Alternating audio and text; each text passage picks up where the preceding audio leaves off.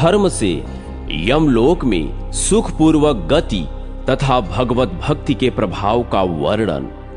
मुनियों ने कहा, अहो, यमलोक के मार्ग में तो बड़ा भयंकर दुख होता है। साधु श्रेष्ठ, आपने उन दुखों के साथ ही घोर नरकों तथा दक्षिण द्वार का भी वर्णन किया। ब्राह्मण, उस भयानक मार्ग में कष्टों से बचने का कोई उपाय है या नहीं? यदि है तो बताइए, किस उपाय से मनुष्य यमलोक में सुखपूर्वक जा सकते हैं? व्यास जी ने कहा, मुनिवरों, जो लोग इस लोक में धर्मपरायण हो, अहिंसा का पालन करते, गुरुजनों की सेवा में संलग्न रहते और देवता तथा ब्राह्मणों की पूजा करते हैं, वे स्त्री और पुत्रों सहित जिस प्रकार उस मार्ग से यात्रा करते हैं वह बतलाता हूं। उपर्युक्त पुण्यात्मा पुरुष स्वर्ण में ध्वजाओं से सुशोभित भांति भांति के दिव्य विमानों पर आरूढ़ हो धर्मराज के नगर में जाते हैं। जो ब्राह्मणों को भक्ति पूर्वक नाना प्रकार की वस्तुएं दान में देते हैं, वे उस महान पथ पर सुख से यात्रा करते हैं। जो ब्राह्मणों को ब्राह्मणों में भी विशेषतः श्रोत्रियों को अत्यंत भक्ति पूर्वक उत्तम रीति से तैयार किया हुआ अन्न देते हैं, वह सुसज्जित विमानों द्वारा धर्मराज के नगर में जाते हैं। जो सदा सत्य बोलते और बाहर भीतर से शुद्ध रहते हैं, वे भी देवताओं के समान कांतिमान शरीर धारण कर विमानों द्वारा यमराज के भवन में जाते हैं। जो धर्मज्ञ पुरुष जीविका रहित दीन दुर्बल साधुओं को भगवान विष्णु के उद्देश्य से पवित्र गोदान करते हैं, वे मणिजटित दिव्य विमानों द्वारा धर्मराज के लोक में जाते हैं। जो जूता, छाता, शैया, आसन, वस्त्र और आभूषण दान करते हैं, वे दिव्य आभूषणों से अलंकृत हो हाथी, रथ और घोड़ों की सवारी से वहां की यात्रा करते हैं। उनके ऊपर सोने चांदी का छत्र लगा रहता है। जो श्रेष्ठ ब्राह्मणों को विशुद्ध हृदय से भक्ति पूर्वक गुड़ का रस और भात देते हैं, वे स्वर्णमय वाहनों द्वारा यमलोक में जाते हैं। जो ब्राह्मणों को यत्न पूर्वक शुद्ध एवं सुसंस्कृत दूध, दही, घी और गुड़ दान करते हैं, वे चक्रवाक पक्षियों से जुड़े हुए सुवर्णमय विमानों द्वारा यात्रा करते हैं। उस समय गंधर्वगण वाद्यों द्वारा उनकी सेवा करते हैं। जो सुगंधित पुष्प दान करते हैं, वे हंस युक्त विमानों से धर्मराज के नगर को जाते हैं। जो श्रोत्रिय ब्राह्मणों को श्रद्धा पूर्वक तिल, तिलमयी धेनु अथवा घृतमयी धेनु दान करते हैं, वे चंद्रमंडल के समान उज्जवल विमानों द्वारा यमराज के भवन में प्रवेश करते हैं। उस समय गंधर्वगण उनका सुयश गाते रहते हैं। इस लोक में जिनके बनवाए हुए कुएं, बावड़ी, तालाब, सरोवर, दीर्घिका, पुष्करणी तथा शीतल जलाशय शोभा पाते हैं, वे दिव्य घंटानाद से मुखरित स्वर्ण और चंद्रमा के समान कांतिमान विमानों द्वारा यात्रा करते हैं। मार्ग में उन्हें सुख देने के लिए दिव्य पंखे डुलाए जाते हैं। जो लोग समस्त प्राणियों के जीवन भूत जल का दान करते हैं, वे पिपासा से रहित हो दिव्य विमानों पर बैठकर सुखपूर्वक उस महान पथ की यात्रा करते हैं। जिन्होंने ब्राह्मणों को लकड़ी की बनी खड़ाऊं, सवारी, पीढ़ा और आसन दान किए हैं, उस मार्ग में सुख से जाते हैं। वे विमानों पर बैठकर सोने और मणियों के बने हुए उत्तम पीढ़ों पर पैर रखकर यात्रा करते हैं। जो मनुष्य दूसरों के उपकार के लिए फल और पुष्पों से सुशोभित विचित्र उद्यान लगाते हैं, वे वृक्षों की रमणीय एवं शीतल छाया में सुखपूर्वक यात्रा करते हैं। जो लोग सोना, चांदी, मूंगा, तथा मोती दान करते हैं, वे स्वर्ण निर्मित उज्ज्वल विमानों पर बैठकर यमलोक में जाते हैं। भूमि दान करने वाले पुरुष संपूर्ण मनोवांछित वस्तुओं से तृप्त हो उदयकालीन सूर्य के समान तेजस्वी विमानों पर बैठकर देदीप्यमान शरीर से धर्मराज के नगर को जाते हैं, जो ब्राह्मणों के लिए भक्ति पूर्वक उत्तम गंध, अगर, कपूर, पुष्प और धूप का दान करते हैं। वह मनोहर गंध, सुंदर वेश, उत्तम कांति और श्रेष्ठ आभूषणों से विभूषित हो विचित्र विमानों द्वारा धर्मनगर की यात्रा करते हैं। दीप दान करने वाले मनुष्य अग्नि के तुल्य प्रकाशमान होकर सूर्य के समान तेजस्वी विमानों द्वारा दसों दिशाओं को प्रकाशित करते हुए चलते हैं। जो गृह अथवा रहने के लिए स्थान देते हैं, वे अरुणोदय की इसी कांति वाले स्वर्ण मंडित गृहों के साथ धर्मराज के नगर में जाते हैं। जलपात्र, कुंडी और कमंडल दान करने वाले मानव अप्सराओं से पूजित हो महान गजराजों पर बैठकर यात्रा करते हैं। जो ब्राह्मणों को सिर और पैरों में मलने के लिए तेल तथा नहाने और पीने के लिए जल देते हैं, वे घोड़ों पर सवार होकर यमलोक में जाते हैं। जो रास्ते के थके मांदे दुर्बल ब्राह्मणों को अपने यहां ठहराते हैं, वे चकवों से जुड़े हुए दिव्य विमानों पर बैठकर सुख से यात्रा करते हैं। जो स्वागत पूर्वक आसन देकर ब्राह्मण की पूजा करता है, वह अत्यंत प्रसन्न होकर सुख से उस मार्ग पर जाता है। जो पाप हरे इत्यादि का उच्चारण करके गौ को मस्तक झुकाते हैं, वह सुख से यमलोक के मार्ग पर आगे बढ़ता है।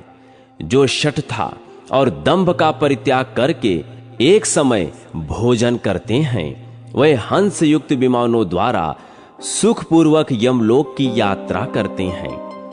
जो जितेंद्रिय पुरुष एक दिन उपवास करके दूसरे दिन एक समय भोजन करते हैं, वे मोरों से जुड़े हुए विमानों द्वारा धर्मराज के नगर में जाते हैं। जो नियम पूर्वक व्रत का पालन करते हुए तीसरे दिन एक समय भोजन करते हैं, वे हाथियों से जुड़े हुए दिव्य रथों पर आसीन हो यमराज के लोक में जाते हैं। जो नित्य पवित्र रहकर इंद्रियों को वश में रखते हुए छठे दिन आहार ग्रहण करते हैं, वे साक्षात शचीपति इंद्र के समान ऐरावत की पीठ पर बैठकर यात्रा करते हैं। जो एक पक्ष तक उपवास करके अन्न ग्रहण करते हैं, वे बाघों से जुड़े हुए विमानों द्वारा धर्मराज के नगर में जाते हैं। उस समय देवता और असुर उनकी सेवा में उपस्थित रहते हैं।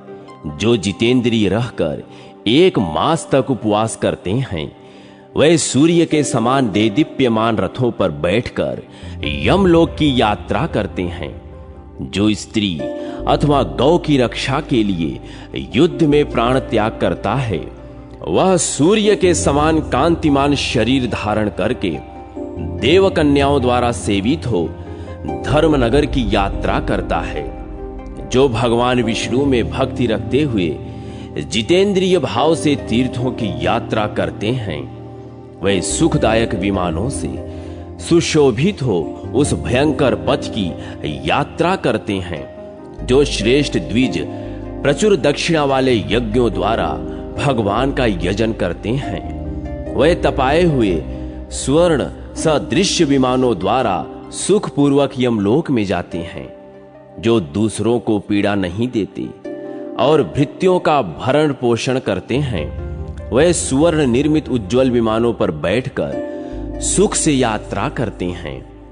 जो समस्त प्राणियों के प्रति क्षमा भाव रखते, सबको अभय देते, क्रोध, मोह और मद से मुक्त रहते तथा इंद्रियों को वश में रखते हैं, वे महान तेज से संपन्न हो पूर्ण चंद्रमा के समान प्रकाशमान विमान पर बैठकर यमराज की पुरी में जाते हैं। उस समय देवता और गंधर्व उनकी सेवा में खड़े रहते हैं, जो सत्य और पवित्रता से युक्त रहकर कभी भी मांसाहार नहीं करते। वे भी धर्मराज के नगर में सुख से ही यात्रा करते हैं। जो 1000 गौओं का दान करता है और जो कभी मांस भक्षण नहीं करता, वे दोनों समान हैं। यह बात पूर्व काल में वेद वेत्ताओं में श्रेष्ठ साक्षात ब्रह्मा जी ने कही थी। ब्राह्मणों, संपूर्ण तीर्थों में स्नान करने से जो पुण्य होता है और समस्त यज्ञों के अनुष्ठान से जिस फल की प्राप्ति होती है, वही या उसके समान फल मांस न खाने से भी प्राप्त होता है। इस प्रकार दान और व्रत में तत्पर रहने वाले धर्मात्मा पुरुष विमानों द्वारा सुखपूर्वक यमलोक में जाते हैं, जहां सूर्य नंदन यम विराजमान रहते हैं। धार्मिक पुरुषों को देखकर यमराज स्वयं ही स्वागत पूर्वक उन्हें आसन देते और पाद्य, अर्घ्य तथा प्रिय वचनों द्वारा उनका सम्मान करते हैं। वे कहते हैं, पुण्यात्मा पुरुषों, आप लोग धन्य हैं। आप अपने आत्मा का कल्याण करने वाले महात्मा हैं, क्योंकि आपने दिव्य सुख के लिए शुभ कर्मों का अनुष्ठान किया है। अब इस विमान पर बैठकर उस अनुपम स्वर्ग लोक को जाइए, जहां समस्त कामनाएं पूर्ण होती हैं। वहां महान भोगों का उपभोग करके अंत में पुण्य क्षीण होने पर भी जो थोड़ा अशुभ कर्म शेष रहेगा, उसका फल यहां आकर भोगिएगा।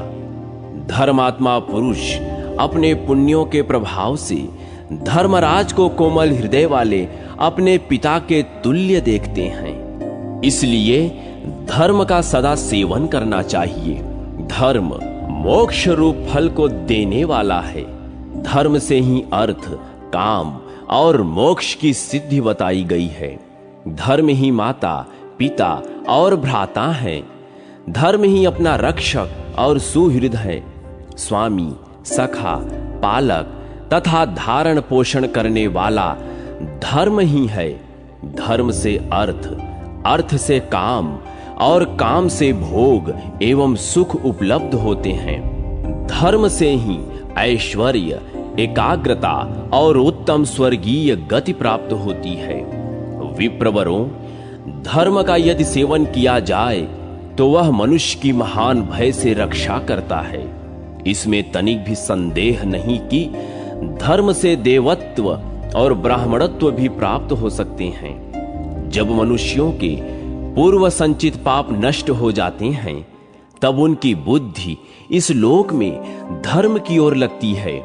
हजारों जन्मों के पश्चात दुर्लभ मनुष्य जीवन को पाकर जो धर्म का आचरण नहीं करता, वह निश्चय ही सौभाग्य से वंचित है। जो लोग कुत्सित, दरिद्र, कुरूप, रोगी, दूसरों के सेवक और मूर्ख हैं, उन्होंने पूर्व जन्म में धर्म नहीं किया है, ऐसा जानना चाहिए। जो दीर्घायु, शूरवीर, पंडित, भोग साधना से संपन्न, धनवान, निरोग तथा रूपवान हैं, उन्होंने पूर्व जन्म में अवश्य ही धर्म का अनुष्ठान किया है। ब्राह्मणों, इस प्रकार धर्मपरायण मनुष्य उत्तम गति को प्राप्त होते हैं और अधर्म सेवन करने वाले लोग पशु पक्षियों की योनि में जाते हैं। जो मनुष्य नरकासुर का विनाश करने वाले भगवान वासुदेव के भक्त हैं, वे स्वप्न में भी यमराज अथवा नरकों को नहीं देखते। जो दैत्यों और दानवों का संहार करने वाले आदि अंतरहित भगवान नारायण को प्रतिदिन नमस्कार करते हैं, वे भी यमराज को नहीं देखते। जो मन, वाणी और क्रिया के द्वारा भगवान अच्युत की शरण में चले गए हैं, उन पर यमराज का वश नहीं चलता। वे मोक्ष रूप फल के भागी होते हैं। ब्राह्मणों, जो मनुष्य प्रतिदिन जगन्नाथ श्री नारायण को नमस्कार करते हैं, वे वैकुंठ धाम के सिवा अन्यत्र नहीं जाते। श्री विष्णु को नमस्कार करके मनुष्य यमदूतों को, यमलोक के मार्ग को, यमपुरी को तथा वहां के नरकों को किसी प्रकार नहीं देख पाते। मोह में पड़कर अनेकों बार पाप कर लेने पर भी यदि मानव सर्व पापहारी श्री हरि को नमस्कार करते हैं तो वे नरक में नहीं पड़ते। जो लोग शठता से भी सदा भगवान जनार्दन का स्मरण करते हैं वे भी देह त्याग के पश्चात रोग शोक से रहित श्री विष्णु धाम को प्राप्त होते हैं। अत्यंत क्रोध में आसक्त होकर भी जो कभी श्री हरि के नामों का कीर्तन करता है वह भी चेदिराज शिशुपाल की भांति संपूर्ण दोषों का क्षय हो जाने से मोक्ष को प्राप्त करता है।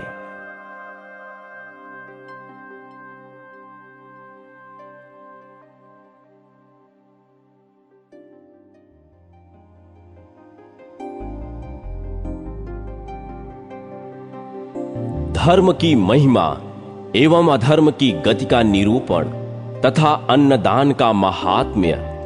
मुनियों ने कहा, भगवान आप संपूर्ण धर्मों के ज्ञाता तथा सब शास्त्रों के ज्ञान में निपुण हैं। कृपया बताइए, पिता, माता, पुत्र, गुरु, जाति वाले, संबंधी और मित्र वर्ग, इनमें से कौन मरने वाले प्राणी का विशेष सहायक होता है? लोग तो मृतक के शरीर को काठ और मिट्टी के ढेले की भांति छोड़कर चल देते हैं, फिर परलोक में कौन उसके साथ जाता है? व्यास जी बोले, विप्रवरों, प्राणी अकेला ही जन्म लेता, अकेला ही मरता, अकेला ही दुर्गम संकटों को पार करता और अकेला ही दुर्गति में पड़ता है। पिता, माता, भ्राता, पुत्र, गुरु, जाति वाले, संबंधी तथा मित्र वर्ग, इनमें से कोई भी मरने वाले का साथ नहीं देता। घर के लोग मृत व्यक्ति के शरीर को काठ और मिट्टी के ढेले की भांति त्याग देते और 2 घड़ी रोकर उससे मुंह मोड़कर चले जाते हैं। वे सब लोग तो त्याग देते हैं, किंतु धर्म उसका त्याग नहीं करता। वह अकेला ही जीव के साथ जाता है, अतः धर्म ही सच्चा सहायक है। इसलिए मनुष्यों को सदा धर्म का सेवन करना चाहिए। धर्मयुक्त प्राणी उत्तम स्वर्ग गति को प्राप्त होता है। इसी प्रकार अधर्म युक्त मानव नरक में पड़ता है। अतः विद्वान पुरुष पाप से प्राप्त होने वाले धन में अनुराग न रखें। एकमात्र धर्म ही मनुष्यों का सहायक बताया गया है। बहुत से शास्त्रों का ज्ञाता मनुष्य भी लोभ, मोह, घृणा अथवा भय से मोहित होकर दूसरे के लिए न करने योग्य कार्य भी कर डालता है।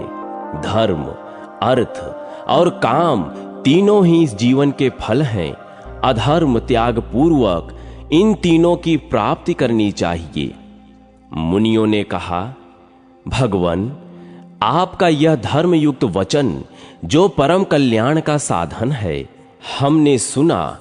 अब हम यह जानना चाहते हैं कि यह शरीर किन तत्वों का समूह है। मनुष्यों का मरा हुआ शरीर तो स्थूल से सूक्ष्म अव्यक्त भाव को प्राप्त हो जाता है, वह नेत्रों का विषय नहीं रह जाता। फिर धर्म कैसे उसके साथ जाता है?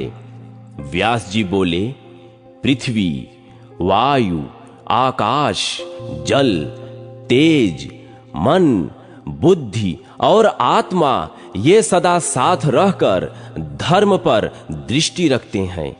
ये समस्त प्राणियों के शुभाशुभ कर्मों के निरंतर साक्षी रहते हैं। इनके साथ धर्म जीव का अनुसरण करता है। जब शरीर से प्राण निकल जाता है तब त्वचा, हड्डी, मांस, वीर्य और रक्त भी उस शरीर को छोड़ देते हैं। उस समय जीव धर्म से युक्त होने पर ही इस लोक और परलोक में सुख एवं अभ्युदय को प्राप्त होता है। मुनियों ने पूछा, भगवन, आपने यह भली भांति समझा दिया कि धर्म किस प्रकार जीव का अनुसरण करता है। अब हम यह जानना चाहते हैं कि वीर्य की उत्पत्ति कैसे होती है। व्यास जी ने कहा, द्विजवरों, शरीर में स्थित जो पृथ्वी, वायु, आकाश, जल, तेज और मन के अधिष्ठाता देवता हैं, वे जब अन्न ग्रहण करते हैं और उससे मन सहित पृथ्वी आदि पांचों भूत तृप्त होते हैं, तब उस अन्न से शुद्ध वीर्य बनता है। उस वीर्य में कर्म प्रेरित जीव आकर निवास करता है। फिर स्त्रियों के रज में मिलकर वह समयानुसार जन्म ग्रहण करता है। पुण्यात्मा प्राणी इस लोक में जन्म लेने पर जन्म काल से ही पुण्य कर्म का उपभोग करता है। वह धर्म के फल का आश्रय लेता है। मनुष्य यदि जन्म से ही धर्म का सेवन करता है तो सदा सुख का भागी होता है। यदि बीच बीच में कभी धर्म और कभी अधर्म का सेवन करता है तो वह सुख के बाद भी दुख भी पाता है। पाप युक्त मनुष्य यमलोक में जाकर महान कष्ट उठाने के बाद पुनः तिर्यक योनि में जन्म लेता है। मोह युक्त जीव जिस जिस कर्म से जिस जिस योनि में जन्म लेता है उसे बतलाता हूं, सुनो। पराई स्त्री के साथ संभोग करने से मनुष्य पहले तो भेड़िया होता है, फिर क्रमशः कुत्ता, सियार, गीद, सांप, कौआ और बगुला होता है। जो पापात्मा काम से मोहित होकर अपनी भौजाई के साथ बलात्कार करता है वह 1 वर्ष तक नर कोकिल होता है। मित्र, गुरु तथा राजा की पत्नी के साथ समागम करने से कामात्मा पुरुष मरने के बाद सुअर होता है। 5 वर्षों तक सुअर रहकर मरने के बाद 10 वर्षों तक बगुला, 3 महीनों तक चींटी और 1 मास तक कीट की योनि में पड़ा रहता है। इन सब योनियों में जन्म लेने के बाद वह पुनः कृमि योनि में उत्पन्न होता है और 14 महीनों तक जीवित रहता है। इस प्रकार अपने पूर्व पापों का क्षय करने के बाद वह फिर मनुष्य योनि में जन्म लेता है। जो पहले एक को कन्या देने की प्रतिज्ञा करके फिर दूसरे को देना चाहता है वह भी मरने पर कीड़े की योनि में जन्म पाता है। उस योनि में वह 13 वर्षों तक जीवित रहता है। फिर अधर्म का क्षय होने पर वह मनुष्य होता है। जो देव कार्य अथवा पितृ कार्य न करके देवताओं और पितरों को संतुष्ट किए बिना ही मर जाता है वह कौवा होता है। 100 वर्षों तक कौवे की योनि में रहने के बाद वह मुर्गा होता है। तत्पश्चात 1 मास तक सर्प की योनि में निवास करता है। उसके बाद वह मनुष्य होता है। जो पिता के समान बड़े भाई का अपमान करता है वह मृत्यु के बाद क्रौंच योनि में जन्म लेता है और 10 वर्षों तक जीवन धारण करता है। तत्पश्चात मरने पर वह मनुष्य होता है। शूद्र जातीय पुरुष ब्राह्मणी के साथ समागम करने पर कीड़े की योनि में जन्म लेता है। उससे मृत्यु होने पर वह सुअर होता है। सुअर की योनि में जन्म लेते ही रोग से उसकी मृत्यु हो जाती है। तदनंतर वह मूर्ख पूर्वोक्त पाप के ही फल स्वरूप कुत्ते की योनि में उत्पन्न होता है। उसके बाद उसे मानव शरीर की प्राप्ति होती है। मानव योनि में संतान उत्पन्न करके वह मर जाता है और चूहे का जन्म पाता है। कृतघ्न मनुष्य मृत्यु के बाद जब यमराज के लोक में जाता है उस समय क्रूर यमदूत उसे बांधकर भयंकर दंड देते हैं। उस दंड से उसको बड़ी वेदना होती है। दंड, मुदगर, शूल, भयंकर अग्निदंड, असिपत्रवन, तप्त वालुका, तथा कूट शालमल आदि अन्य बहुत सी घोर यातनाओं का अनुभव करके वह संसार चक्र में आता और कीड़े की योनि में जन्म लेता है। 15 वर्षों तक कीड़ा रहने के बाद मानव गर्भ में आकर वहां जन्म लेने के पहले ही मर जाता है। इस प्रकार सैकड़ों बार गर्भ में मृत्यु का कष्ट भोग कर अनेक बार संसार बंधन में पड़ता है। तत्पश्चात वह पशु पक्षियों की योनि में जन्म लेता है। उसमें बहुत वर्षों तक कष्ट उठाकर अंत में वह कछुआ होता है। दही की चोरी करने से मनुष्य बगुला और मेढक होता है। फल, मूल अथवा पुआ चुराने से वह चींटी होता है। जल की चोरी करने से कौवा और कांसा चुराने से हारीत यानी हरियल पक्षी होता है। चांदी का बर्तन चुराने वाला कबूतर होता है और स्वर्ण में पात्र का अपहरण करने से कृमि योनि में जन्म लेना पड़ता है। रेशम का कीड़ा चुराने से मनुष्य वानर होता है। वस्त्र की चोरी करने से तोते की योनि में जन्म होता है। साड़ी चुराने वाला मनुष्य मरने के बाद हंस होता है। रुई का वस्त्र हड़प लेने वाला मानव मृत्यु के पश्चात क्रौंच होता है। सन का वस्त्र, ऊनी वस्त्र तथा रेशमी वस्त्र चुराने वाला मनुष्य खरगोश होता है। चूर्ण की चोरी करने से मनुष्य दूसरे जन्म में मोर होता है। अंगराग और सुगंध की चोरी करने वाला लोभी मनुष्य छछुंदर होता है। उस योनि में 15 वर्षों तक जीवित रहने के बाद जब पाप का क्षय हो जाता है तब वह मनुष्य योनि में जन्म ग्रहण करता है। जो स्त्री दूध की चोरी करती है वह बगुली होती है। जो नीच पुरुष स्वयं सशस्त्र होकर वैर से अथवा धन के लिए किसी शस्त्रहीन पुरुष की हत्या करता है वह मरने पर गदहा होता है। गदहे की योनि में 2 वर्षों तक जीवित रहने के बाद वह शस्त्र द्वारा मारा जाता है। फिर मृग की योनि में जन्म लेकर सदा उद्विग्न बना रहता है। मृग योनि में 1 वर्ष बीतने पर वह बाण का निशाना बन जाता है। फिर मछली की योनि में जन्म ले वह जल में फंसा लिया जाता है। 4 महीने बीतने पर वह शिकारी कुत्ते के रूप में जन्म लेता है। 10 वर्षों तक कुत्ता रहकर 5 वर्षों तक व्याघ्र की योनि में रहता है। फिर काल क्रम से पापों का क्षय होने पर मनुष्य योनि में जन्म ग्रहण करता है। जो मनुष्य खली मिश्रित अन्न का अपहरण करता है वह भयंकर चूहा होता है। उसका रंग नेवले जैसा भूरा होता है। वह पापात्मा प्रतिदिन मनुष्यों को डसता रहता है। घी की चोरी करने वाला दुर्बुद्धि मानव कौवा और बगुला होता है। नमक चुराने से चीरकाक नामक पक्षी होना पड़ता है।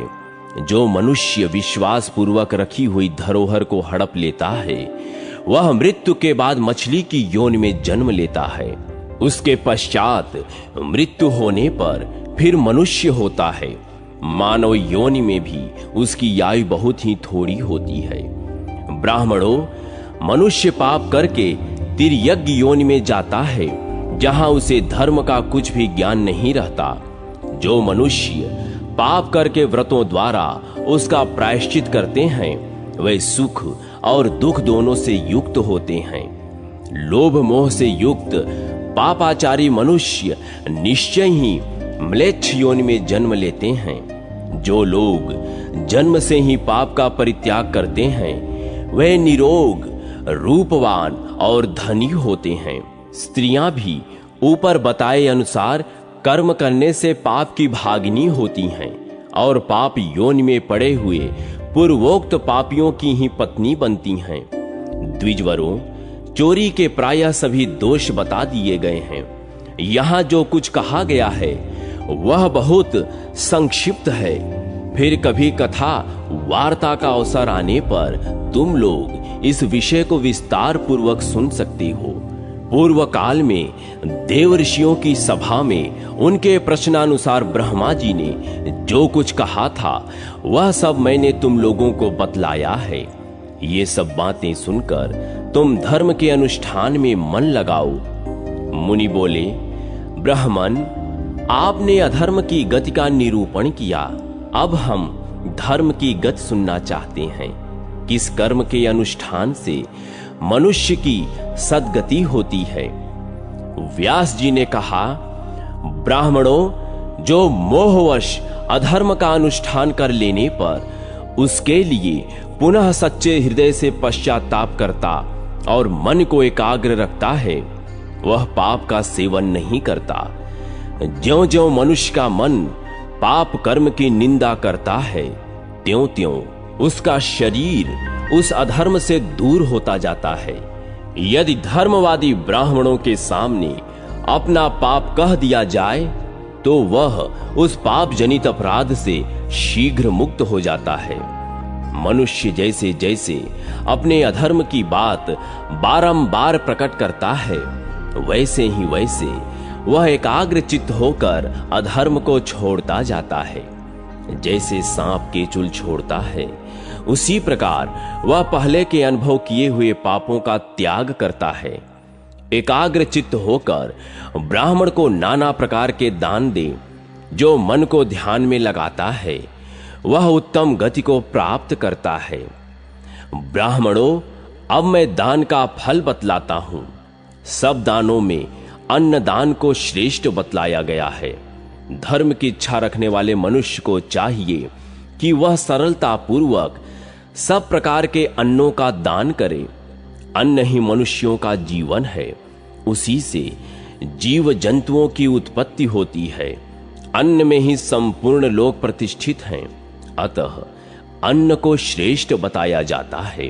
देवता, ऋषि, पितर और मनुष्य अन्न की ही प्रशंसा करते हैं, क्योंकि अन्नदान से मनुष्य स्वर्ग लोक को प्राप्त होता है। स्वाध्यायशील ब्राह्मणों के लिए न्यायोपार्जित उत्तम अन्न का प्रसन्न चित्त से दान करना चाहिए। जिसके प्रसन्न चित्त से दिए हुए अन्न को 10 ब्राह्मण भोजन कर लेते हैं, वह कभी पशु, पक्षी आदि की योनि में नहीं पड़ता। सदा पापों में संलग्न रहने वाला मनुष्य यदि 10,000 ब्राह्मणों को भोजन करा दे तो वह अधर्म से मुक्त हो जाता है। वेदों का अध्ययन करने वाला ब्राह्मण भिक्षा से अन्न ले आकर यदि किसी स्वाध्यायशील ब्राह्मण को दान कर दे तो वह संसार में सुख और समृद्धि का भागी होता है। जो क्षत्रिय ब्राह्मण के धन को हानि न पहुंचाकर न्यायतः प्रजा का पालन करते हुए अन्न का उपार्जन करता है और उसे एकाग्र चित्त होकर श्रोत्रिय ब्राह्मणों को दान देता है, वह धर्मात्मा है और उस पुण्य के जल से अपने पाप कंक को धो डालता है। अपने द्वारा उपार्जित खेती के अन्न में से 6ठा भाग राजा को देने के बाद जो शेष शुद्ध भाग बच जाता है, वह अन्न यदि वैश्य ब्राह्मण को दान करे तो वह सब पापों से मुक्त हो जाता है। जो शूद्र प्राणों को संशय में डालकर और नाना प्रकार की कठिनाइयों को सहकर भी अपने द्वारा उपार्जित शुद्ध अन्न को ब्राह्मणों के निमित्त दान करता है, वह भी पापों से छुटकारा पा जाता है। जो कोई भी मनुष्य श्रेष्ठ वेद वेत्ता ब्राह्मणों को हर्ष पूर्वक न्यायोपार्जित अन्न दान करता है, उसका पाप छूट जाता है। संसार में अन्न बल की वृद्धि करने वाला है। उसका दान करने से मनुष्य बलवान बनता है। सत्पुरुषों के मार्ग पर चलने से सब पाप दूर हो जाते हैं। दानवेत्ता पुरुषों ने जो मार्ग बताया है और जिस पर मनीषी पुरुष चलते हैं, वही अन्नदाताओं का भी मार्ग है। उन्हीं से सनातन धर्म है। मनुष्य को सभी अवस्थाओं में न्यायोपार्जित अन्न का दान करना चाहिए, क्योंकि अन्न सर्वोत्तम गति है। अन्नदान से मनुष्य परम गति को प्राप्त होता है। इस लोक में उसकी समस्त कामनाएं पूर्ण होती हैं और मृत्यु के बाद भी वह सुख का भागी होता है। इस प्रकार पुण्यवान मनुष्य पापों से मुक्त होता है। अतः अन्याय रहित अन्न का दान करना चाहिए। जो गृहस्थ सदा प्राणाग्निहोत्र पूर्वक अन्न भोजन करता है वह अन्नदान से प्रत्येक दिन को सफल बनाता है। जो मनुष्य वेद, न्याय, धर्म और इतिहास के ज्ञाता 100 विद्वानों को प्रतिदिन भोजन कराता है वह घोर नरक में नहीं पड़ता और संसार बंधन में भी नहीं बंधता, अपितु संपूर्ण कामनाओं से तृप्त हो मृत्यु के बाद सुख का भागी होता है। इस प्रकार पुण्य कर्म से युक्त मनुष्य निश्चित होकर आनंद का भागी होता है। उसे रूप, कीर्ति और धन की प्राप्ति होती है। ब्राह्मणों, इस प्रकार मैंने तुम्हें अन्नदान का महान फल बतलाया। यह सभी धर्मों और दानों का मूल है। श्राद्ध कल्प का वर्णन। मुनियों ने पूछा, भगवन, अब श्राद्ध कल्प का विस्तार पूर्वक वर्णन कीजिए। तपोधन कब, कहां, किन देशों में और किन लोगों को किस प्रकार श्राद्ध करना चाहिए यह बताने की कृपा करें। व्यास जी बोले, मुनिवरों सुनो, मैं श्राद्ध कल्प का विस्तार के साथ वर्णन करता हूं। जब जहां जिन प्रदेशों में और जिन लोगों के द्वारा जिस प्रकार श्राद्ध किया जाना चाहिए वह सब बतलाता हूं। अपने कुलोचित धर्म का पालन करने वाले ब्राह्मण, क्षत्रिय और वैश्यों को उचित है कि वे अपने अपने वर्ण के अनुरूप वेदोक्त विधि से मंत्रों उच्चारण पूर्वक श्राद्ध का अनुष्ठान करें। स्त्रियों और शूद्रों को ब्राह्मण की आज्ञा के अनुसार मंत्रोच्चारण के बिना ही विधिवत श्राद्ध करना चाहिए। उनके लिए अग्नि में होम आदि वर्जित है। पुष्कर आदि तीर्थ, पवित्र मंदिर, पर्वत शिखर, पावन प्रदेश, पुण्य सलिला, नदी, नद, सरोवर, संगम, 7 समुद्रों के तट, लिपे पुते अपने घर, दिव्य वृक्षों के मूल और यज्ञ कुंड, ये सभी उत्तम स्थान हैं। इन सब में श्राद्ध करना चाहिए। अब श्राद्ध के लिए वर्जित स्थान बतलाता हूं। किरात, कलिंग, कोंकण, क्रिम, दर्शान, कुरमाय, तंगड़, क्रथ, सिंधु नदी का उत्तर तट, नर्मदा का दक्षिण तट और करतोया का पूर्व तट, इन प्रदेशों में श्राद्ध नहीं करना चाहिए। प्रत्येक मास की अमावास्या और पूर्णिमा को श्राद्ध के योग्य काल बताया गया है। नित्य श्राद्ध में विश्व देवों का पूजन नहीं होता। नैमित्तिक श्राद्ध विश्व देवों के पूजन पूर्वक होता है। नित्य, नैमित्तिक और काम्य, ये 3 प्रकार के श्राद्ध माने गए हैं। इन तीनों का प्रतिवर्ष अनुष्ठान करना चाहिए। जात कर्म आदि संस्कारों के अवसर पर आभ्युदयिक श्राद्ध भी करना उचित है। उसमें युग्म ब्राह्मणों को निमंत्रित करने का विधान है। आभ्युदयिक श्राद्ध माता से आरंभ होता है। जब सूर्य कन्या राशि पर जाते हैं तब कृष्ण पक्ष के 15 दिनों तक पार्वण की विधि से श्राद्ध करना चाहिए। प्रतिपदा को श्राद्ध करने से धन की प्राप्ति होती है। द्वितीया संतान देने वाली है। तृतीया पुत्र की प्राप्ति की अभिलाषा पूर्ण करती है। चतुर्थी शत्रु का नाश करने वाली है। पंचमी को श्राद्ध करने से मनुष्य लक्ष्मी को प्राप्त करता है और षष्ठी को श्राद्ध करके वह पूजनीय होता है। सप्तमी को गणों का आधिपत्य, अष्टमी को उत्तम बुद्धि, नवमी को स्त्री, दशमी को मनोरथ की पूर्णता और एकादशी को श्राद्ध करने से मनुष्य संपूर्ण वेदों को प्राप्त करता है। द्वादशी को पितरों की पूजा करने वाला मानव विजय लाभ करता है। त्रयोदशी को श्रद्धा सहित श्राद्ध करने वाला पुरुष संतान वृद्धि, पशु, मेधा, स्वतंत्रता, उत्तम पुष्टि, दीर्घायु अथवा ऐश्वर्य का भागी होता है।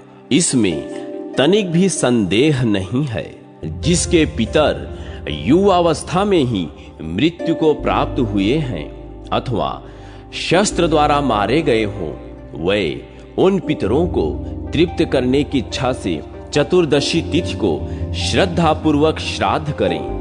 जो पुरुष पवित्र होकर अमावस्या को यत्न पूर्वक श्राद्ध करता है, वह संपूर्ण कामनाओं तथा अक्षय स्वर्ग को प्राप्त करता है। मुनिवरों, अब पितरों की प्रसन्नता के लिए जो जो वस्तु देनी चाहिए उसका वर्णन सुनो। जो श्राद्ध कर्म में गुड़ मिश्रित अन्न, तिल, मधु अथवा मधु मिश्रित अन्न देता है, उसका वह संपूर्ण दान अक्षय होता है। पितर कहते हैं, क्या हमारे कुल में ऐसा कोई पुरुष होगा जो हमें जलांजलि देगा? वर्षा में और मघा नक्षत्र में हमको मधु मिश्रित खीर अर्पण करेगा। मनुष्यों को बहुत से पुत्रों की अभिलाषा करनी चाहिए। यदि उनमें से एक भी गया चला जाए अथवा कन्या का विवाह करे या नील वृक्ष का उत्सर्ग करे, तो पितरों को पूर्ण तृप्ति और उत्तम गति प्राप्त हो। कृतिका नक्षत्र में पितरों की पूजा करने वाला मानव स्वर्ग लोक को प्राप्त होता है। संतान की इच्छा रखने वाला पुरुष रोहिणी में श्राद्ध करे। मृगशिरा में श्राद्ध करने से मनुष्य तेजस्वी होता है। आद्रा में शौर्य और पुनर्वसु में स्त्री की प्राप्त होती है। पुष्य में अक्षय धन, आश्लेषा में उत्तम आयु, मघा में संतान और पुष्टि तथा पूर्व फाल्गुनी में सौभाग्य की प्राप्ति होती है। उत्तरा फाल्गुनी में श्राद्ध करने वाला मनुष्य संतानवान और श्रेष्ठ होता है। हस्त नक्षत्र में श्राद्ध करने से शास्त्र ज्ञान में श्रेष्ठता प्राप्त होती है। चित्रा में रूप, तेज और संतति मिलती है। स्वाति में श्राद्ध करने से व्यापार में लाभ होता है। विशाखा पुत्र की अभिलाषा पूर्ण करने वाली है। अनुराधा में श्राद्ध करने से चक्रवर्ती पद की प्राप्त होती है। ज्येष्ठा में श्राद्ध से प्रभुत्व प्राप्त होता है। मूल में श्राद्ध करने वाला पुरुष उत्तम आरोग्य लाभ करता है। पूर्वाषाढ़ नक्षत्र में यश की प्राप्ति होती है। उत्तराषाढ़ा में श्राद्ध से शोक दूर होता है। श्रवण में श्राद्ध के अनुष्ठान से शुभ लोक प्राप्त होते हैं। धनिष्ठा में श्राद्ध से अधिक धन का लाभ होता है। अभिजीत में श्राद्ध से वेदों की विद्वता प्राप्त होती है। शतभिषा में पितरों की पूजा करने से वैद्यक के कार्य में सिद्धि प्राप्त होती है। पूर्वा भाद्रपदा में श्राद्ध से भेड़ और बकरी तथा उत्तरा भाद्रपदा में गौएं प्राप्त होती हैं। रेवती में श्राद्ध का अनुष्ठान करने से जस्ता आदि धातुओं की तथा अश्वनी में घोड़ों की प्राप्ति होती है। भरणी नक्षत्र में श्राद्ध करने वाला पुरुष उत्तम आयु प्राप्त करता है।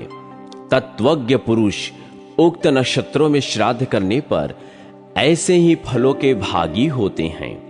अतः अक्षय फल की इच्छा रखने वाले पुरुष को कन्या राशि पर सूर्य के रहते उक्त नक्षत्रों में काम्य श्राद्ध का अनुष्ठान अवश्य करना चाहिए।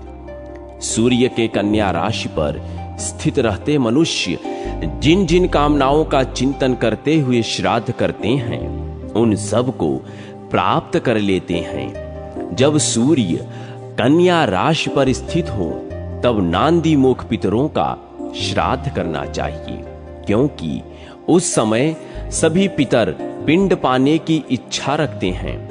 जो राजसूय और अश्वमेध यज्ञों का दुर्लभ फल प्राप्त करना चाहता हो, उसे कन्या राशि पर सूर्य के रहते जल, शाक और मूल आदि से भी पितरों की पूजा अवश्य करनी चाहिए। उत्तरा फाल्गुनी और हस्त नक्षत्रों पर सूर्य देव के स्थित रहते जो भक्ति पूर्वक पितरों का पूजन करता है उसका स्वर्गलोक में निवास होता है। उस समय यमराज की आज्ञा से पितरों की पुरी तब तक खाली रहती है जब तक कि सूर्य वृश्चिक राशि पर मौजूद रहते हैं। वृश्चिक बीत जाने पर भी जब कोई श्राद्ध नहीं करता तब देवताओं सहित पितर मनुष्य को दुःसह शाप देकर खेद पूर्वक लंबी सांसें लेते हुए अपनी पुरी को लौट जाते हैं। अष्टका, मनवंतरा तथा अनवष्टका तिथियों को भी श्राद्ध करना चाहिए। वह मातृवर्ग से आरंभ होता है। ग्रहण, व्यतिपात, एक राशि पर सूर्य और चंद्रमा के संगम, जन्म नक्षत्र तथा ग्रह पीड़ा के अवसर पर पार्वण श्राद्ध करने का विधान है। दोनों अयनों के आरंभ के दिन, दोनों विषय योगों के आने पर तथा प्रत्येक संक्रांति के दिन विधि पूर्वक उत्तम श्राद्ध करना चाहिए। इन दिनों में पिंडदान को छोड़कर शेष सभी श्राद्ध संबंधी कार्य करने चाहिए। वैशाख की शुक्ला तृतीया और कार्तिक की शुक्ला नवमी को संक्रांति की विधि से श्राद्ध करना उचित है। भादों की त्रयोदशी और माघ की अमावस्या को खीर से श्राद्ध करना चाहिए। जब कोई वेद वेत्ता एवं अग्निहोत्री श्रोत्रिय ब्राह्मण घर पर पधारे तब उस एक ब्राह्मण के द्वारा भी विधि पूर्वक उत्तम श्राद्ध संपन्न करना चाहिए।